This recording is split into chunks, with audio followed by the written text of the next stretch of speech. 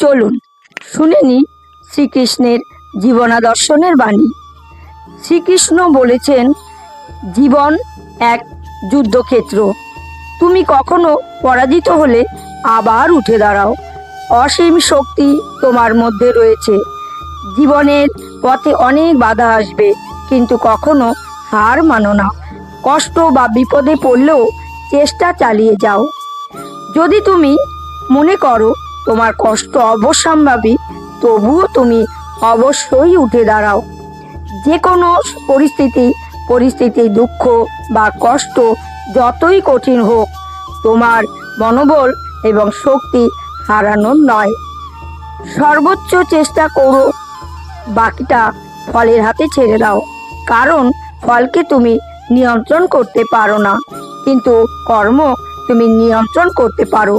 তোমার প্রতিটি কর্মই তোমার জীবনের গন্তব্য নির্ধারণ করবে। কাজ করো, কিন্তু ফলের চিন্তা করো না। শক্তি না থাকলেও বিশ্বাস থাকুক। যদি বিশ্বাস থাকে, তাহলে জীবনে প্রতিটি বাধা অতিক্রম করা সম্ভব। জীবনে এক মুহূর্ত আসবে যখন মনে হবে তুমি একা, কিন্তু বিশ্বাস থাকলে তুমি একাই সমগ্র পৃথিবীকে অতিক্রম করতে পারবে।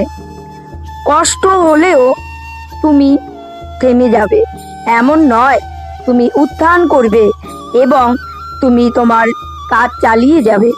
শ্রীকৃষ্ণের উপদেশ, কষ্ট যতই আসুক না কেন, তোমার জীবন চলে থামিয়ে দেখো না, আবার উঠে দাঁড়াও, চেষ্টা চালিয়ে যাও। যত দূর যেতে পারো যাও, কখনো থেমে না, কারণ তোমার মধ্যে অসীম শক্তি রয়েছে। জীবনটা একটা চলমান যাত্রা, কোনো বাধা বা বিপদে থেমো না। একে একে সব কিছু পার করতে পারবে, শুধু নিজের শক্তিকে বিশ্বাস রাখতে পারবে।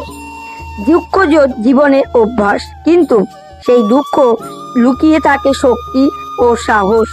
জীবন এক ধরনের পরীক্ষা। দুঃখ কষ্টের মধ্যেই তুমি শিখবে, তুমি উন্নতি করবে।